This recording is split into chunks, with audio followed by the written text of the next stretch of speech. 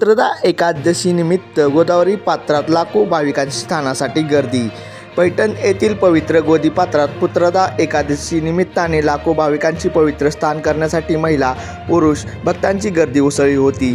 वारकरी भक्तांनी भाविकांनी श्री संत एकनाथ महाराज समाधीचे दर्शन घेण्यासाठी नाथ महाराज परिसर फुलून दिसत होता।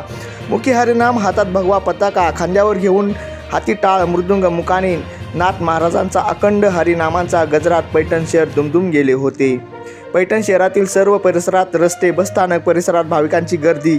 नाथ मंदिर, उद्यान रोड, संतनगर परिसर भक्तांनी फुलून गेले होते। पुत्रदा एकादशी निमित्ताने फुलांची माळ, गळ्यातील तुळशी माळा, मिठाई दुकानात, उपवासाच्या दुकानात भाविकांनी वारकरी यांनी गर्दी केली होती। कोणतीही घटना होऊ नये म्हणून जिल्हा पोलीस अधीक्षक सुनील लांजेवार, उप अधीक्षक विनय राठोड यांच्या मार्गदर्शनाखाली सिद्धेश्वर भोरे, पोलीस निरीक्षक संजय देशमुख, बुरकुल यांनी चोख बंदोबस्त केला होता। महाराष्ट्र लोकन्यूज चॅनलसाठी प्रतिनिधी रामनाथ गोरडे पाटील, पैठण।